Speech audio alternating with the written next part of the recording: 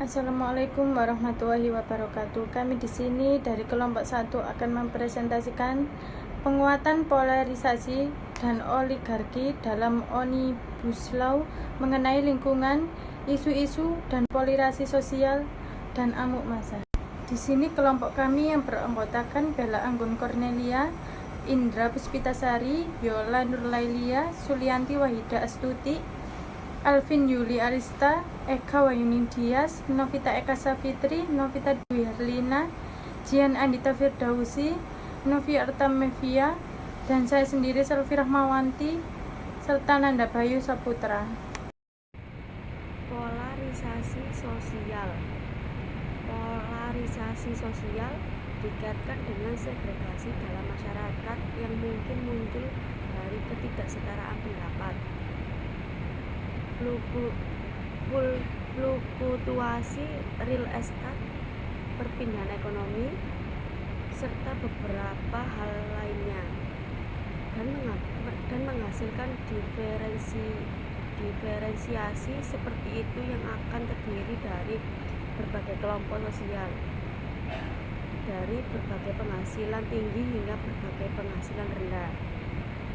Ini adalah keadaan dan atau kecenderungan yang menunjukkan pertumbuhan kelompok-kelompok di ujung hierarki sosial dan menyusut kelompok-kelompok di sekitar tengahnya secara paralel.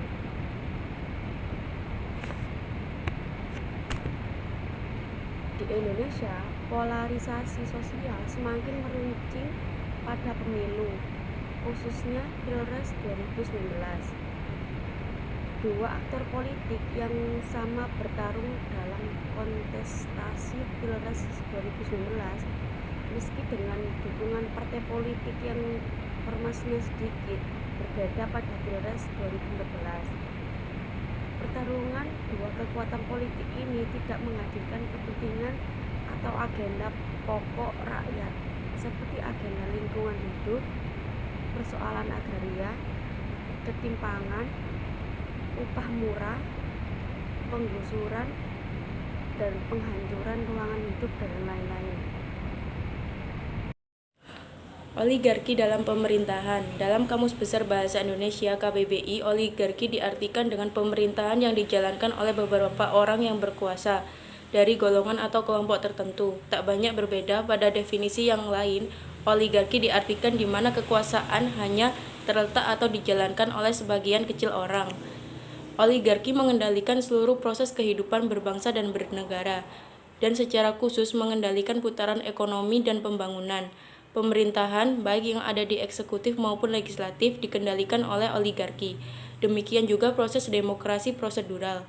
Demokrasi dibajak oleh kekuatan oligarki dalam momentum demokrasi prosedural, baik di pemilu maupun pilkada. Agenda dan calon ditentukan oleh oligarki, bukan oleh kekuatan rakyat. Dalam pemerintahan di Indonesia, oligarki bersifat ekstraktif karena dalam konteks ekonomi, industri ekstraktiflah yang menjadi sumber atau pundi-pundi kekayaannya. Kajian TUK Indonesia Kuasa Taipan Kelapa Sawit di Indonesia menyebutkan oligarki terjadi karena konsentrasi kekayaan di mana sebagian kecil orang menguasai sumber daya yang begitu besar. Sekelompok kecil konglomerat menjadi penentu bagi pengembangan sektor kelapa sawit Indonesia, dan oleh karena itu mereka juga ikut bertanggung jawab atas pelanggaran hak asasi manusia, perampasan tanah, konflik sosial, eksploitasi pekerja, dan petani kecil yang berhubungan dengan laju ekspansi sektor ini. Oligarki dalam pemerintahan, state capture, di mana kekuasaan politik dan ekonomi memanipulasi kebijakan publik seolah-olah hadir untuk kepentingan orang banyak.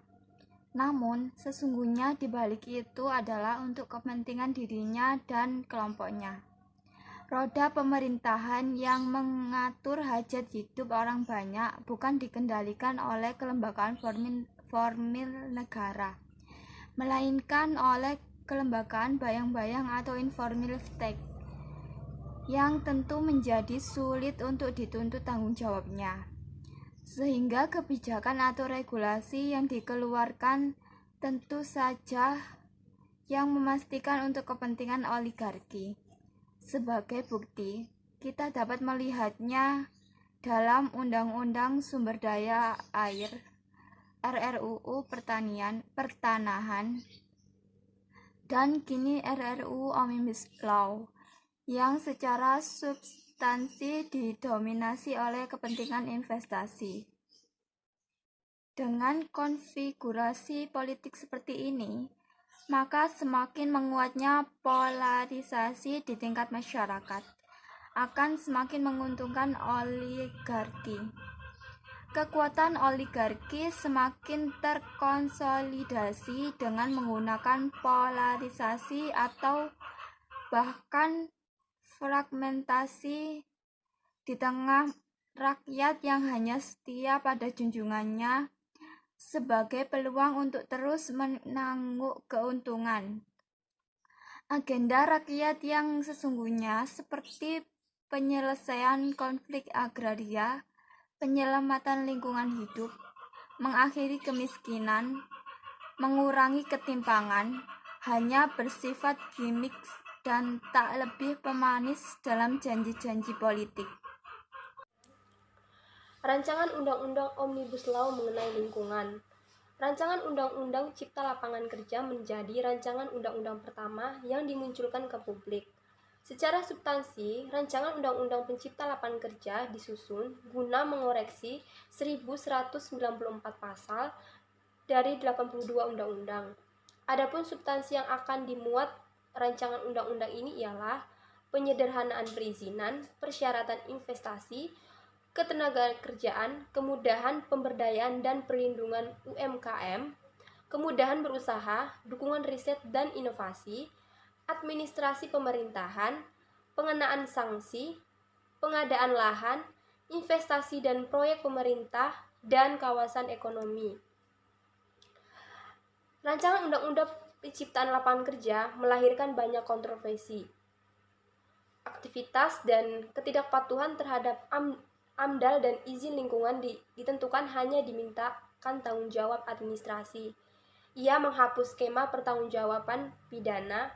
Hal ini bertentangan dengan pasal 78 Undang-Undang PPLH yang menentukan penjatuhan sanksi administratif tidak membebaskan penanggung jawab usaha dan atau kegiatan dari tanggung jawab pemulihan dan pidana. Proyeksi legalisasi RUU Omnibus Law. Catatan prosedur dan substansi RUU Omnibus Law memperhatikan keberpihakannya pada korporasi atas nama investasi hukum disusun guna memenuhi nilai kepastian untuk melayani kepentingan investasi. Ancaman RUU ini membahayakan kemanusiaan dan lingkungan hidup. Yang pertama, proses pengesahan kedua RUU akan berjalan mulus untuk memperoleh persetujuan bersama Presiden dan DPR. Lagi dan lagi Senayan dan Istana berkompromi jahat. Kedua, RUU Omnibus Law gagal disahkan. Proyeksi ini sulit diwujudkan. Pengertian pembahasan dan RUU ini tidak memungkinkan karena kebaikan parlemen dan istana. Omnibus Law pembaruan agraria dan pengelolaan sumber daya alam, bukan dua Omnibus Law pro untuk korporasi. Istilah Omnibus Law pertama kali muncul pada pidato pertamanya Presiden Jokowi setelah dilantik pada tahun 2019 di masa dua periode Presiden Jokowi. Presiden Jokowi mengatakan bahwa Omnibus Law sebuah konsep hukum perundang-undangan. Dalam Undang-Undang Omnibus Law ini akan berisi mengenai Undang-Undang Lapangan Kerja dan juga Undang-Undang Pemberdayaan UMKM yang termuat dalam satu undang-undang yaitu Undang-Undang Omnibus Law. Pakar Hukum Tata Negara menjelaskan, Omnibus Law merupakan sebuah undang-undang yang dibuat untuk menyasar isu besar yang ada di suatu negara. Undang-undang ini dimaksudkan untuk merampingkan regulasi dari segi jumlah dan menyederhanakan peraturan agar lebih tepat sasaran. Assalamualaikum warahmatullahi wabarakatuh. Nama saya Jenna Firdausi. Saya akan menjelaskan tentang Omnibus Law pembaruan agraria dan pengelolaan SDA, bukan dua Omnibus Law pro untuk korporasi. Konsep Omnibus Law yang dikemukakan oleh Presiden Jokowi banyak berkaitan dengan bidang kerja pemerintah di sektor ekonomi. pada Januari 2020 ada 2 Omnibus Law yang diajukan pemerintah, yakni Cipta Kerja dan Perpajakan. Secara keseluruhan, ada 11 klaster yang menjadi pembahasan dalam Omnibus Law RUU Cipta Kerja, yaitu yang pertama, penyederhanaan perizinan tanah, persyaratan investasi, ketenagakerjaan, kemudahan dan perlindungan UMKM, kemudahan berusaha, dukungan riset dan inovasi, administrasi pemerintahan, pengenaan sanksi, pengendalian lahan, kemudahan proyek pemerintah, dan yang terakhir yakni kawasan ekonomi khusus atau KEK. Omnibus Law pembaruan agraria dan pengelolaan sumber daya bukan 2 Omnibus Law pro untuk korporasi. Maksudnya adalah terdapat 2 RUU Omnibus Law usulan pemerintah untuk melayani investasi, bukan melayani kepentingan rakyat. Meningkatkan kesejahteraan dan lapangan kerja hanya kedok untuk menutup keperpihaknya pada korporasi. Rakyat dan lingkungan hidup hanya menjadi tumbal. Apabila presiden benar memihak pada kepentingan kemanusiaan dan lingkungan hidup, maka paket peraturan perundang-undangan atau RUU Omnibus Law yang dibutuhkan rakyat adalah RUU turunan Perintah TAP MPR nomor 11 MPR 2021 tentang pembaruan agraria dan pengelolaan sumber daya alam. Omnibus Law, pembaruan agraria, dan pengelolaan sumber daya alam, bukan 2 Omnibus Law pro untuk korporasi. Polarisasi sosial yang terjadi akibat dari adanya RUU Omnibus Law ini adalah adanya 2 kubu pemerintah dan masyarakat dari berbagai kalangan aliansi buruh, mahasiswa, hingga para petani yang menolak adanya RUU Omnibus Law ini. Pemerintah yang akan mengesahkan RUU Omnibus Law ini diindikasi mendapat beberapa pasal titipan dari para oligarki di balik pemerintahan Presiden Joko Widodo ini, yaitu para pengusaha atau investor-investor yang akan menguasai sumber daya alam yang ada di Indonesia. RUU Omnibus Law ini dibahas dan disahkan secara kilat oleh para jajaran pemerintahan Presiden Jokowi tanpa adanya transparansi terhadap publik.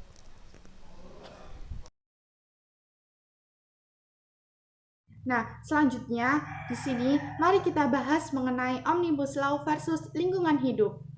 Nah, sebenarnya di sini yang akan kita bahas adalah apa sih hubungan antara Omnibus Law dengan lingkungan hidup, dan juga apa sih sebenarnya isi dari Omnibus Law mengenai lingkungan hidup tersebut sehingga menimbulkan polarisasi sosial di masyarakat. Nah, di sini ada tabel mengenai tuntutan masyarakat terhadap pemerintah mengenai Omnibus Law mengenai dan lingkungan hidup. Nah, di sini terdapat tulisan bahwa pemerintah sudah menyerahkan Omnibus Law rancangan Undang-Undang Cipta Kerja ke Dewan Pimpinan Rakyat demi investasi proteksi lingkungan hidup yang dipertaruhkan. Itu berdasarkan tuntutan masyarakat kepada pemerintah. Nah, mari kita bahas mengenai apa aja sih apa aja sih sebenarnya tuntutan masyarakat kepada pemerintah. Yang pertama yaitu proteksi lingkungan tak ditegaskan sebagai bagian dari keputusan industri. Dan yang kedua adalah izin lingkungan untuk perusahaan dihapus, diganti persetujuan lingkungan dari pemerintah. Dan yang ketiga adalah 9 kriteria usaha berdampak penting akan dihapus. Dan yang keempat adalah penilaian AMDAL dimonopoli pemerintah, bukan lagi pihak ketiga yang independen. Dan yang kelima adalah aktivis, pengamat, hingga ahli lingkungan tak lagi terlibat dalam penyusunan AMDAL. Jadi tidak adanya transparansi dari pemerintah dalam perencanaan RUU Omnibus Law ini. Dan selanjutnya adalah tak ada lagi komisi penilai AMDAL. Dan yang ketujuh adalah tak ada penegasan informasi kelayakan lingkungan hidup dalam investasi mudah diakses masyarakat. Yang kedelapan adalah pengawasan dan sanksi administratif terhadap industri menjalankan proteksi lingkungan sepenuhnya oleh pemerintah pusat. Selanjutnya adalah jenis-jenis sanksi administratif ditiadakan. Dan yang terakhir adalah tertutup pintu gugatan akibat kerusakan lingkungan. Nah, itu adalah beberapa tuntutan masyarakat kepada pemerintah.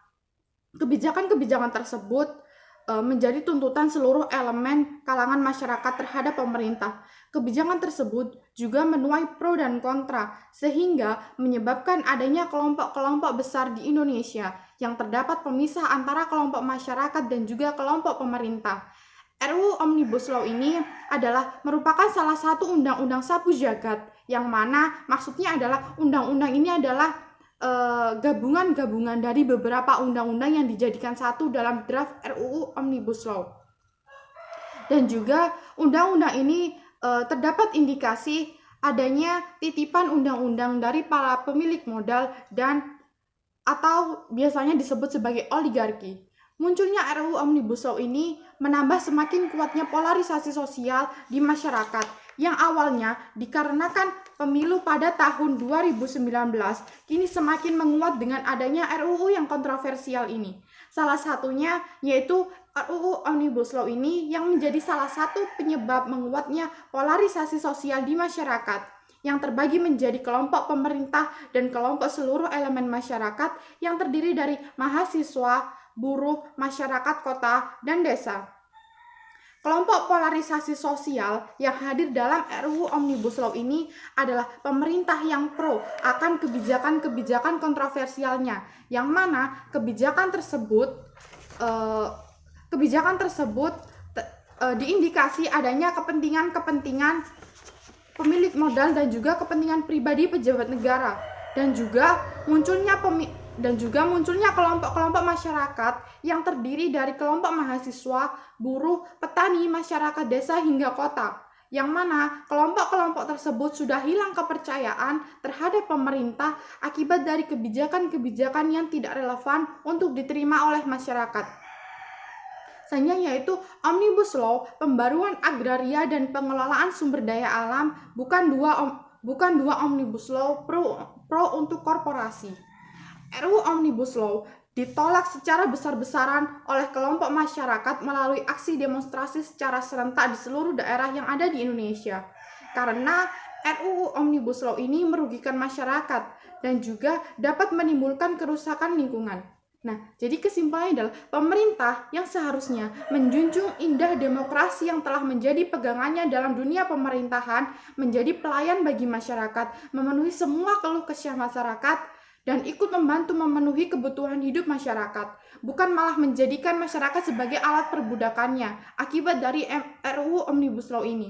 Pemerintah menciptakan polarisasi sosial sendiri kepada masyarakat, sehingga munculnya kelompok-kelompok masyarakat yang menentang kebijakan-kebijakan pemerintah yang penuh dengan kontroversi dan memberikan efek negatif kepada masyarakat. Masyarakat hilang kepercayaan terhadap pemerintah. Pemerintah sudah tidak mengindahkan lagi nilai-nilai demokrasi yang telah dibangun sejak awal oleh bangsa Indonesia ini. Terima kasih. Sekian. Wassalamualaikum warahmatullahi wabarakatuh.